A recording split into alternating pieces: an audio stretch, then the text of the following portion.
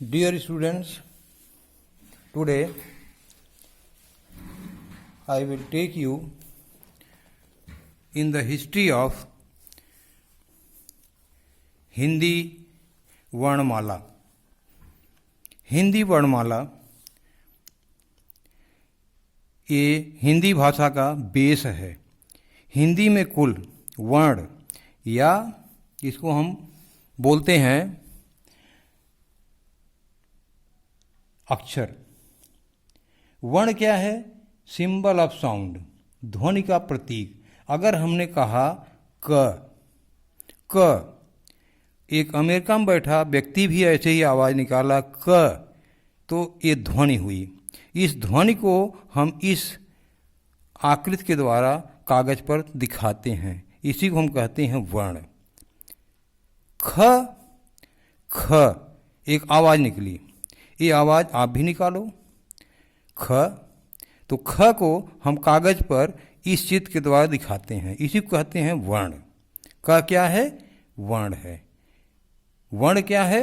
Symbol of sound, ध्वनि का प्रतीक है।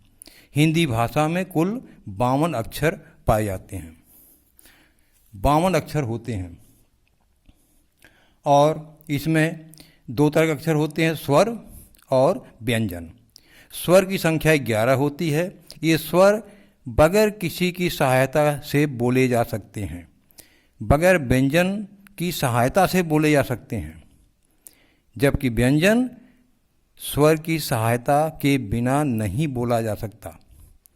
अब कुल 11 स्वर हैं, अ, आ, ई, ये 5, 6, 7, 8, 9, 10, 11 स्वर हैं। और स्वर भी दो तरह के होते हैं, हर्ष स्वर और दीर्घ स्वर। हर्ष स्वर वो स्वर होते हैं जिसमें हमको बोलने में कम समय लगता है, जैसे अ, ई, उ, री। ये 4 जो है हर्ष स्वर हैं, और दीर्घ स्वर हैं जिनके बोलने में हर्ष स्वर से ज़्यादा समय लगे। ये 7 हैं संख्या इनकी, जैसे आ, ई, उ, ए, ऐ, ओ, औ। तो स्वर 11 हो गए। अंग अह, ये न स्वर है न व्यंजन है, इसको हम बोलते हैं अयो गवाह। इसके बाद आइए व्यंजन पर। व्यंजन में स्पर्श व्यंजन होते हैं 25। स्पर्श व्यंजन जैसे क, ख, ग, घ, अंगा, ये 5 हुए। इनको हम सामूहिक रूप से क वर्ग भी कहते हैं। ऐसे च वर्ग है, इसमें भी 5 अक्षर हैं। च 1, 2, 3, 4, 5, 5 अक्षर। ट वर्ग है, इसमें भी 5 अक्षर हैं। त वर्ग है 1, 2, 3, 4, 5, 5 अक्षर हैं। प वर्ग है, इसमें भी 5 अक्षर हैं। तो इस तरह से स्पर्श व्यंजन की संख्या 25 है यहाँ तक। इसके बाद आता है अंतस्थ व्यंजन। अंतस्थ व्यंजन वो व्यंजन है जैसे य, र, ल, व, ये 4 होते हैं इनकी संख्या। अंतस्थ व्यंजन में ऐसा लगता है जैसे मुंह के अंदर हवा अंदर जा रही हो, हवा अंदर जा रही हो, उसे अंतस्थ व्यंजन कहते हैं। आप बोल के देखो, यह मुंह पे हाथ लगा लो और बोलो, बाहर हवा नहीं निकलती, हवा अंदर जाती है य, र, ल, व बोलने में। उष्ण व्यंजन, उष्ण व्यंजन 4 होते हैं, स, ख, स, ह।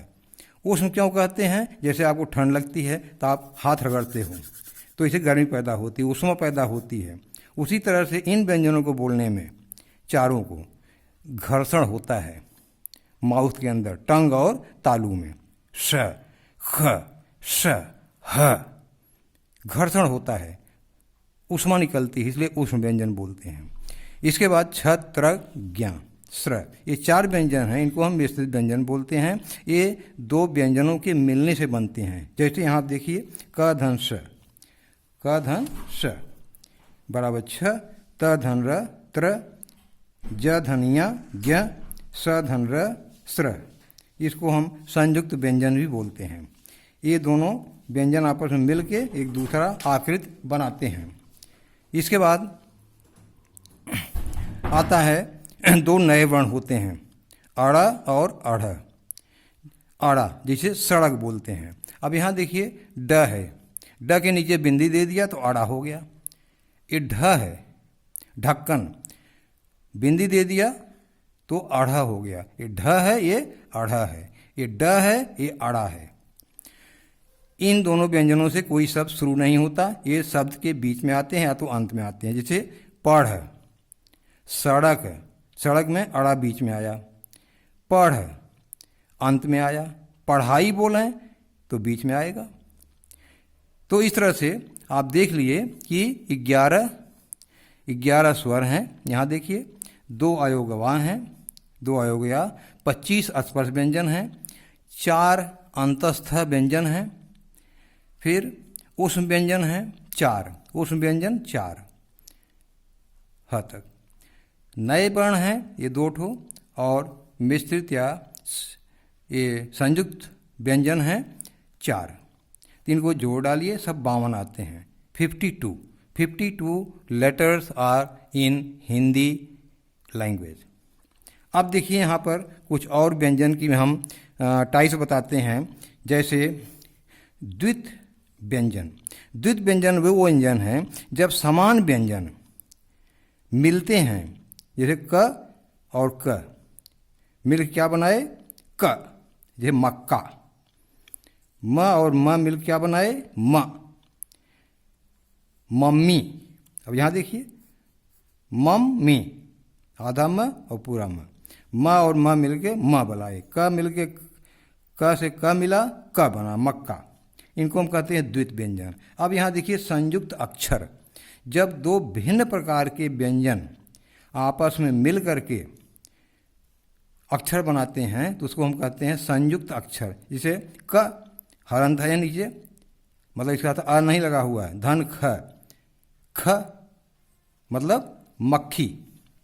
ग हलंत य, ज्ञ जैसे भाग्य। च हलंत है नीचे, इसका मतलब अ नहीं लगा है। छ, छ बना मच्छर, संयुक्त अक्षर। तो इस तरह से हमारे हिंदी भाषा में जो वर्ण हैं उनकी बड़ी वैज्ञानिकता है। हमारे जो ये ध्वनियाँ निकलती हैं गले से शुरू होती हैं, क कंठ से क, फिर आइए च जिह्वा और तालु का मध्य भाग, च, छ, ज, झ। फिर ट आइए ट ट ट, टंग का टिप और तालु। फिर आइए त त त, दांत और टंग का टिप आपस में स्पर्श करते हैं त। फिर आइए ओठ पे आ जाइए प प, दोनों ओठ मिलते हैं प फ ब भ म। तो ये वैज्ञानिकता है हमारे हिंदी वर्णमाला में। तो इसको होमवर्क आपका यही है कि आप इसको पूरा लिख डालिए कापी पे, पहले समझिए और 52 अक्षर कैसे होते हैं जोड़ करके आप देख लीजिए। और ये सारी चीज़ें, संयुक्त व्यंजन क्या होता है, द्वित व्यंजन क्या होते हैं, संयुक्त अक्षर क्या होते हैं, इन सब को पहले आप समझिए, इसके बाद कापी पर लिखिए। ये हिंदी भाषा का बेस है, ये आपको मालूम होना चाहिए इसमें क्या वैज्ञानिकता है। Thank you very much for today.